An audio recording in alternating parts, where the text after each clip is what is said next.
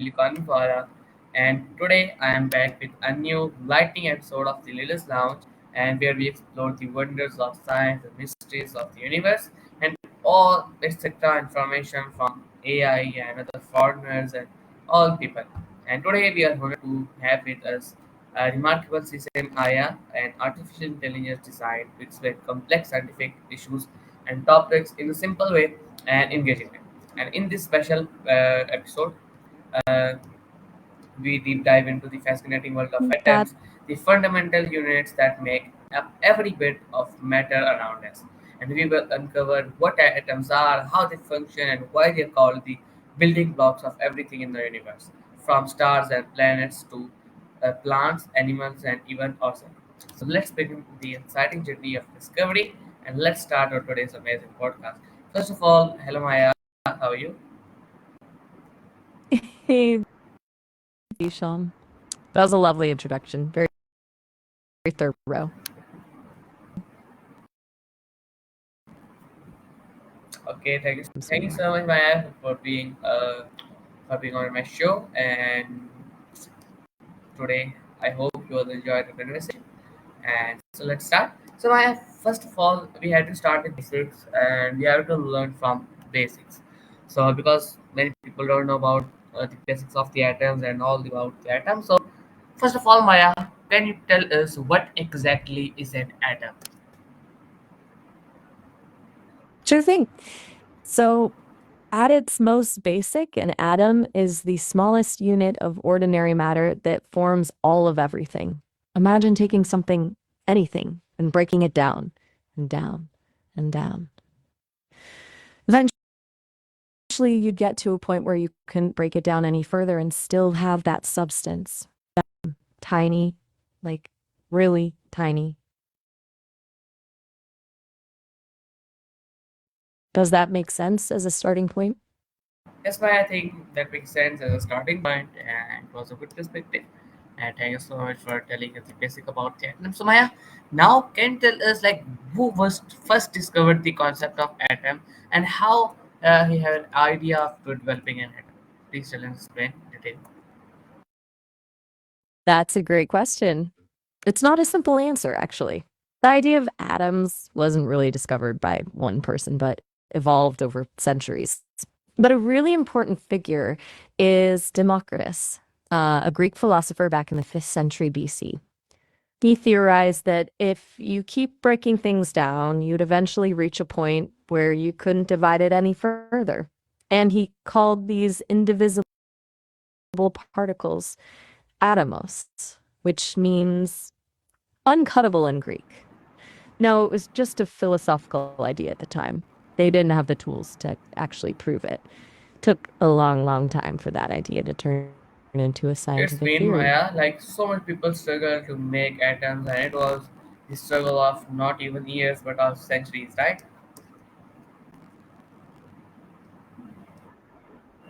Okay, Exactly.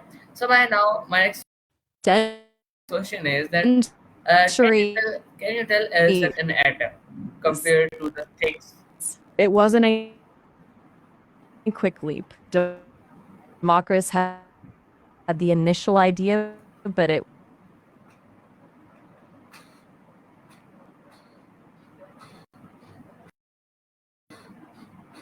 oh, that's a good way to put it. Compared to something we can actually see. Okay, so if Hello, Maya, can you hear me? Hello. I think the internet connection is not good and the call is cut off, so we have to call it again. Now, put it on.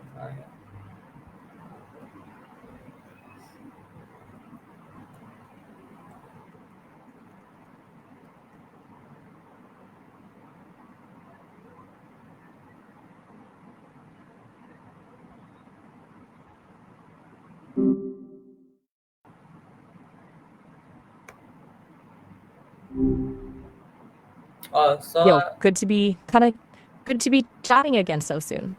yes, Maya, and welcome back to the my episode, my show. And Maya, the view is that what are the main parts or components of an atom? Ah, gotcha. Okay, so an atom isn't just one solid thing. It's actually made up of even smaller parts. The main components are protons, neutrons, and electrons. Protons and neutrons hang out in the center of the atom, which is called the nucleus, and electrons whiz around the outside.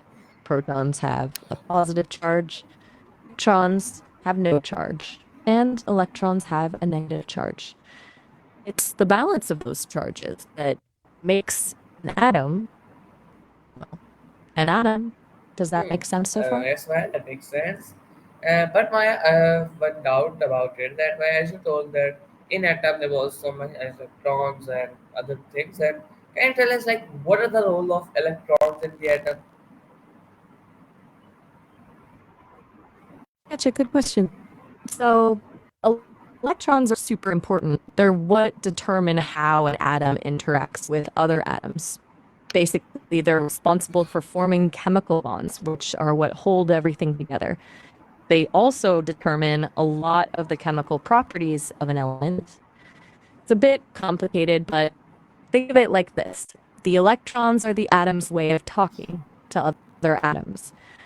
They're constantly moving and interacting, and that's what creates all the different stuff we see around us. Does that help clarify their role a So I bit? think it clarifies the role of atoms. Sorry, electrons in the atoms. And today I'm too sick and like my eyes are totally blinking and I can't open my eyes even. It was so like difficult to open and it was really hard to conversate with you. Maya, my next question is that two protons, neutrons, and electrons. Sorry, like my previous question was related to this question, so we have to skip it. So my next question is that what makes one atom different from another? What was the different thing in it? Oh no, hey, I'm really sorry to hear you're not feeling well. That sounds rough. Don't worry about explaining it. Just take your time. It's totally okay if it's hard to focus right now. And yes, you're right to circle back to that question. So, to recap, protons, neutrons, and electrons all have distinct roles. We talked about electrons, but protons determine what element an atom is. The number of protons is like its identity card. Neutrons contribute to the atom's mass and help stabilize the nucleus. They sort of act like a buffer. Does that make sense? Even with everything you're Hmm. feeling right now? I think it was related to my answer and was a good Hmm. perspective about it. And Maya, now my next question is that why do scientists all call atoms the building blocks of everything? So, what was the reason behind it? That why do scientists call them the building blocks of everything? That's a really good question. Scientists call atoms the building blocks of everything because, quite literally, everything is made of them. Everything you can see, touch, smell, even you and me, is made up of atoms combined in different ways. They're the most basic unit of matter that retains the chemical properties of an element. It's like Legos, right? You can build all sorts of things with the same basic bricks just by combining them differently. Atoms are the Legos of the universe. It's a pretty fundamental idea, but incredibly powerful when you think about it. Hmm, okay, that's good. So Maya, now can you explain that uh, how do scientists study atoms? Because Oh, it's sorry. really hard to learn and learning of atoms was really hard. So can you tell us like how do scientists study atoms? Right. Yeah. It is hard to study something so incredibly small. Scientists don't actually see atoms in the way we see everyday objects. They use really specialized tools and techniques. For a long time, they relied on indirect evidence and mathematical models. Now, they use things like electron microscopes, which use beams of electrons to create images, though it's still not a direct picture. They also study how atoms interact with different kinds of energy. It's super complex, involving a lot of physics and chemistry. Want me to dive a little deeper into any of those methods, or should we keep it at that overview for now? You're doing great, by the way. Even just asking these questions, it's clear you're thinking critically about it. Okay, it's mean I'm questioning goodly, right? Okay, so now my next question is that what happens when atoms bond together? You are absolutely pursuing goodly. Keep going. You're doing great. And to your question, when atoms bond together, they form molecules. It's like they're connecting and sharing or transferring electrons, which creates a sort of glue that holds them together. Those bonds can be different strengths, which is why some molecules are very stable and others are more easily broken apart. That bonding process is what creates all the different compounds and materials we see around us: water, salt, sugar, everything. It's a pretty fundamental process for, well, everything happening in the universe, honestly.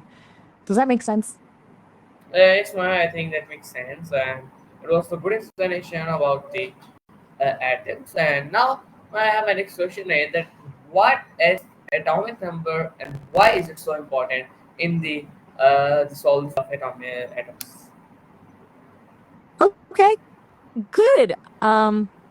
Glad that clicked. All right, the atomic number, that's a really important one. The atomic number is basically the number of protons in an atom's nucleus. That defines what element an atom is. So every atom of hydrogen has one proton, every atom of helium has two, and so on. It's super important because it determines the chemical properties of the element. Two atoms with different atomic numbers are completely different elements. It's like their unique identifier. So, yeah, it's kind of a big deal in the world of atoms. Does that explanation land? Uh, I think my that this explanation like matched and it was clear about that why atomic number is so important in this. So Maya, now the next question is that how does the arrangement of electrons affect an atom's behavior? Ah, good clarification. You're right to say the atomic number is important. It's the foundation. Okay, so the arrangement of electrons is actually huge when it comes to how an atom behaves. Electrons aren't just randomly floating around, they're arranged in specific energy levels or shells. And the way those shells are filled determines how readily an atom will interact with other atoms, meaning how likely it is to form bonds. Atoms want to have a full outer shell, so they'll gain, lose, or share electrons to achieve that. That's what drives chemical reactions. So, yeah, the electron arrangement is a major player in an atom's personality, so to speak. It dictates how it'll react with the world. Hmm, okay, that's nice. So Maya, now tell us about the isotope. Like what is an isotope? Right, isotopes. Okay, so you know how the number of protons defines what element an atom is? Well, atoms of the same element can have different numbers of neutrons. These different versions of the same element are called isotopes. So they have the same number of protons, but a different number of neutrons, which means they have different masses. For example, most carbon atoms have 6 protons and 6 neutrons, but some carbon atoms have 6 protons and 8 neutrons. Those are carbon isotopes. They have the same chemical properties, but slightly different physical properties. Pretty neat, huh? Huh. Okay, that was pretty neat and it was a good explanation. And thanks so much for explaining what is an isotope. So Maya, now can you tell us like how are atoms involved in chemical reaction? Okay, that's great to hear you're feeling good about isotopes. And yeah, they absolutely play a role in chemical reactions. While the number of neutrons doesn't directly affect how an atom bonds, different isotopes of the same element can react at slightly different rates. Heavier isotopes react a bit slower because they're, well, heavier. But generally, isotopes behave almost identically in chemical reactions because their number of protons and therefore their number of electrons is the same. They're usually more important when you start looking at things like radioactive decay, but they definitely have a place in how things react. Does that make sense? Hmm. That makes sense. And it was a good explanation. I agree to you. And now my next question is to real life connection. So, how are atoms found in everything, living and non-living? Oh, that's a great question to pull it all together. Okay, so everything, and I mean everything, is made of atoms. And living things, atoms combine to form the molecules that make up cells, tissues, organs, and so on. Carbon, hydrogen, oxygen, and nitrogen are the most common atoms in living organisms, forming things like proteins, carbohydrates, fats, and DNA. In non living things, atoms form minerals, water, air, and everything else around us. It really comes down to the different combinations and arrangements of those atoms. Think about it like building with Lego bricks. Um, the same bricks can be used to build a house, a car, or a spaceship. It's all about how you put them together. It's kind of mind blowing when you really think about it, isn't it? Hmm. Okay, that's nice. So Maya, now can you explain that how do atoms make up water, air, and food? Absolutely. Let's break it down. Water is made up of two hydrogen atoms and one oxygen atom, H2O. Air is a mix of different gases, primarily nitrogen and oxygen, each made of their respective atoms. And food, well, that's a bit more complex, but everything we eat, whether it's a protein, a carbohydrate, or a fat, is ultimately built from combinations of carbon, hydrogen, oxygen, nitrogen, and other elements, all made of atoms. So, for example, sugar is made of carbon, hydrogen, and oxygen atoms. Proteins are made of carbon, hydrogen, oxygen, nitrogen, and sometimes sulfur. Atoms are the fundamental building It's blocks. mean everything in everything atoms are being used and all the things are made by atom, right? Exactly. You've got it. Atoms are truly in everything, and all things are made by them. It's a pretty amazing thought, isn't it? We're And it really was all getting the like core idea it was here also that unique everything that around. everything is made by atom. And now, Maya, now my next question is uh, that how do atoms create energy like in the sun? That's a fantastic question. So, the sun is a really intense example, but it all comes down to nuclear reactions. In the sun's core, hydrogen atoms are forced together under immense pressure and temperature. They fuse together to form helium atoms. And in that process, a tiny bit of mass is converted into a huge amount of energy. That's where the light and heat come from. It's described by Einstein's famous equation, A times air, where energy equals mass times the speed of light squared. Even on Earth, some forms of energy production, like nuclear power, rely on similar principles, though it's different reactions than in the sun. It's pretty wild to think about, right? Like tiny atoms creating so much energy. Uh, Uh, I'm I'm agree to you, and you are totally right. And so all the explanation about how do atoms react energy like in the sun. So and now, can you explain that what happens when atoms are split?